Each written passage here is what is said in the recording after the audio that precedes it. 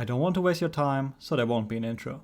In North America, the attacking team wins about 40% of all Clubhouse rounds.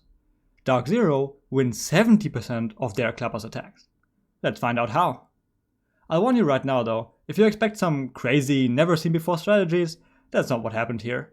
DarkZero didn't reinvent the wheel, but there are some things that really set them apart from all the other Pro League teams. It's just on a more nuanced level. Alright, so let's go over each bomb site one by one, starting with Church.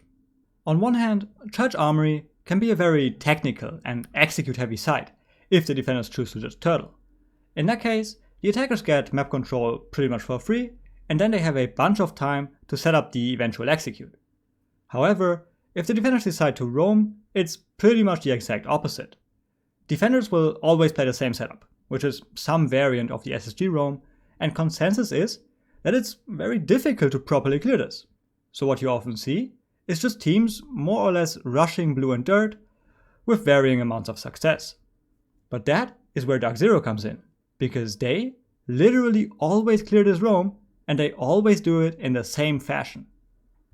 The core idea is to apply pressure to the areas that the defenders are using to fall back.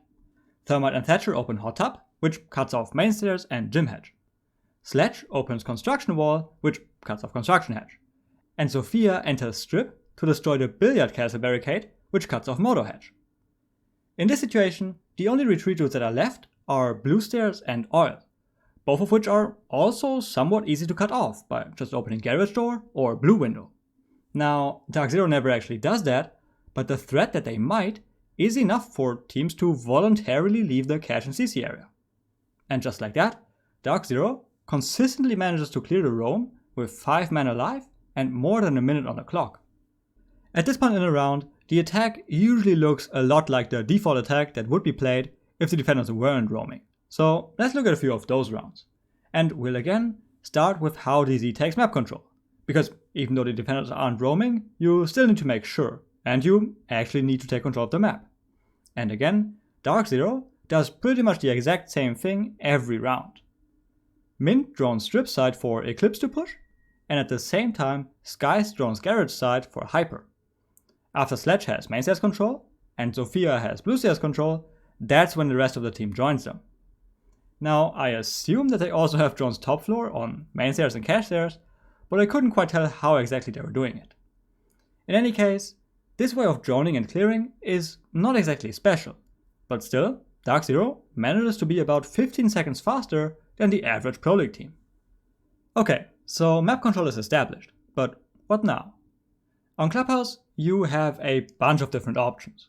You can focus on Church, Kitchen, or Blue, and this is the beauty of it, you can always mix and match between the options. However, DarkZero doesn't really do that. They pretty much focus exclusively on Kitchen, and you can see that's the only thing they care about by the way Hibana is opening Kitchen hedge.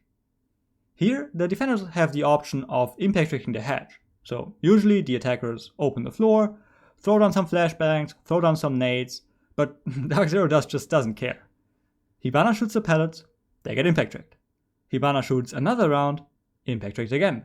And, well, the defenders only have 2 impacts, but Hibana has 3 charges, so the last one always opens the hatch. Now, you could say that this is a waste of utility, but if all you care about is Kitchen, then opening Kitchen hatch is all you need. And at the same time, it saves you a lot of time and hassle. The actual execute is not all that interesting. They usually got Thatcher on bottom main stairs, Sophia pushing blue, and then either Thermite dropping Kitchen hatch to plant while Hibana and Sledge are covering, or they have all 3 drop and go for kills. All in all, nothing too special. But it is worth pointing out that in their most recent games, they often put a somewhat unusual amount of focus on clearing blue, with sending Sophia down blue stairs and Thermite down Oil Hall, and that worked surprisingly well for them, so that's certainly something to keep an eye on. Alright, so main things to take away from the way that DarkZero plays the Church objective are, first, it's actually possible to clear the SSG roam as long as you do it from west to east. Second, instead of bothering with trying to prevent the impact trick, you're probably better off just using all 3 Hibana charges for it. And lastly, it seems that dropping Kitchen in combination with duo pushing blue is the most effective way of executing on this site. Next up is the Gym objective, Now, because DZ had a 70% attacking win rate, there isn't really a lot of data on their gym attacks, but the 3 rounds that they played showed something really interesting.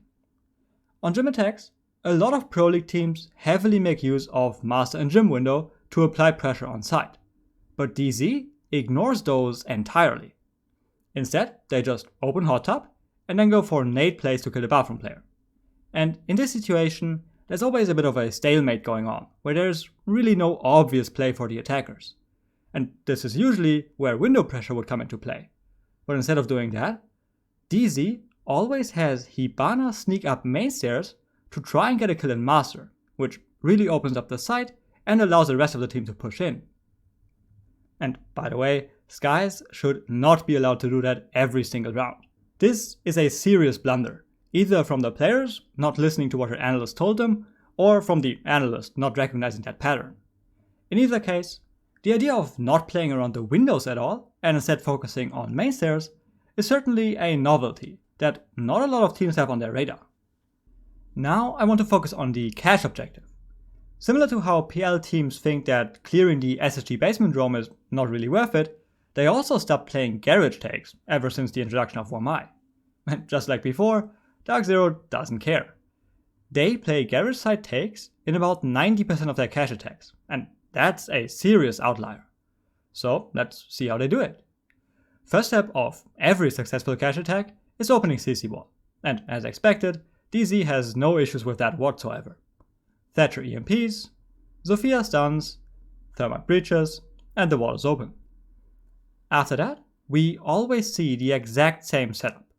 Thermite outside garage, Sledge outside main door, Thatcher on plat repel, and Zofia outside garage door. But now we get to the difficult part. How do we clear rafters? And again, DarkZero doesn't have some secret strategy to it.